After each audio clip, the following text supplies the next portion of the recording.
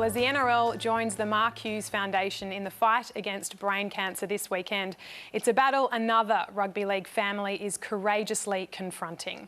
Former Knights halfback Scott Dureau was diagnosed with the illness more than 5 years ago, but is still a daily inspiration to everyone at the club. And that is a little gesture in support of Scott Dureau for their former player who's having tough times back home in Australia. End of 2012 pre-season, I was playing for the Catalans in France.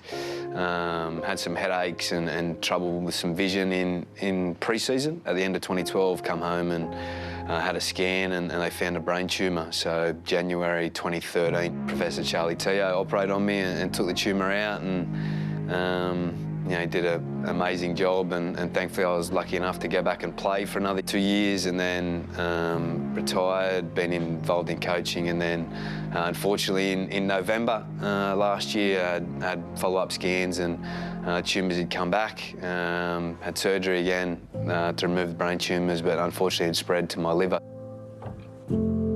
They're quite aggressive, fast-growing, so yeah, the fact I had the scan in February, and then yeah, 10 months later, or so 9 months later, there was 6 tumours that had grown back in my brain, from nothing to 6 in a really short space of time. What was the diagnosis at the time? So when at the time we were, you know, obviously it was, you know, I remember Charlie saying that we got it all at the moment, but the chances are it's going to come back. So. Yeah, for then to have the clear brain and then for it to go to the liver, it just, I don't know, it just feels like you take one hit after another. And then, yeah, in January, December, sorry, just before Christmas, I was told that there's probably no cure and we won't be going to be able to stop it, and that I'll potentially only have 18 months to 2 years to live. So to hear that was pretty confronting.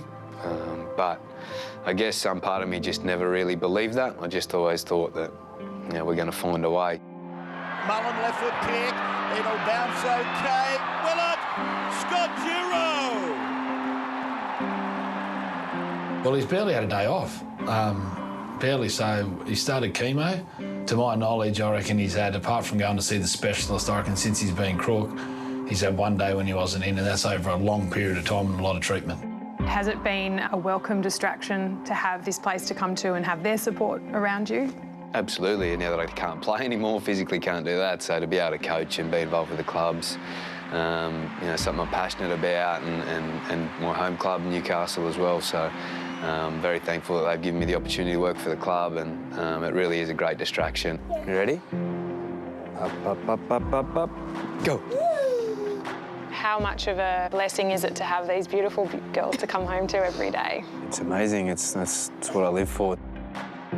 She thinks I'm all about footy, but it's footy comes second, family comes first, and you know, I love my job, but I love my family even more, and being able to come home and have these girls, you know, crawl or run up to me when I walk in the back gate, and yeah, to just see them, you know, smiling or screaming or crying when I get home, it's going through the motions, yeah, but that's a special moment. Just to see them growing up. Yeah. So you're a nurse by trade. Yeah.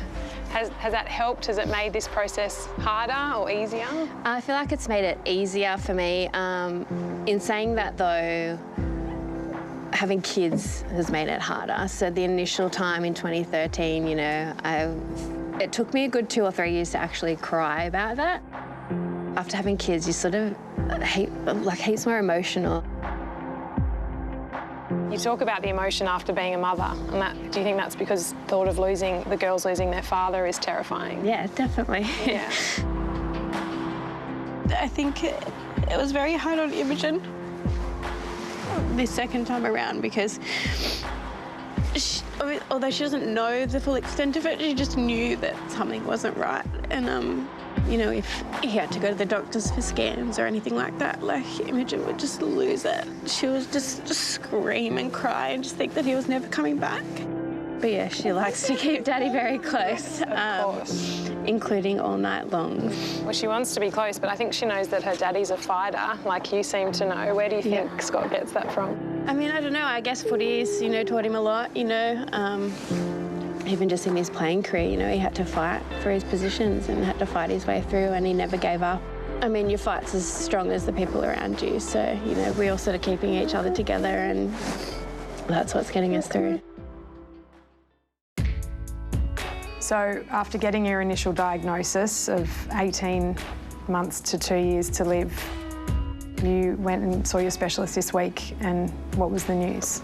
Yeah, so I got some good news the other day. It looks like the treatment that I've started 2 months ago is starting to work. It's changed the images and the scans that I've had. It's looking like some things are starting to change.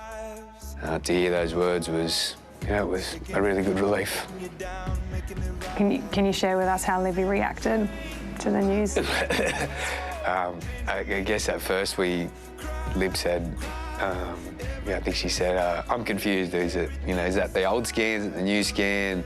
She said, no, that's the new scan, and it's looking really positive. It looks like there's some really good changes, some changes in a positive way. We were just so ecstatic because we've sort of learnt that your mind frame and your mindset is just everything in this game and with everything in life. And if you don't believe it and if you don't, relish in every sort of positive moment, then, yeah, nothing good will come of it. Sometimes we take our health for granted, don't we? And Scotty's a good reminder every day of probably the most important things in life, your health and family first, and then we've got this game called rugby league that sometimes we put above all of it. I've never heard him ever complain. He always comes in positive, so I'm sure there's days where he's not feeling great, but as a player, you sense that. If he's not in a bad mood, well, what reason is there for anyone else to complain? So yeah, he's really inspiring. If I'm inspiring them, that's great, but they're certainly inspiring me. So if I'm not here at the club, I'm at home with my family and my little girls. So yeah, life's pretty good, I suppose. Thank you so much to Scott, to Libby, to his beautiful girls for sharing his story and his journey so far with cancer, and wonderful to be there just days after he received some positive news.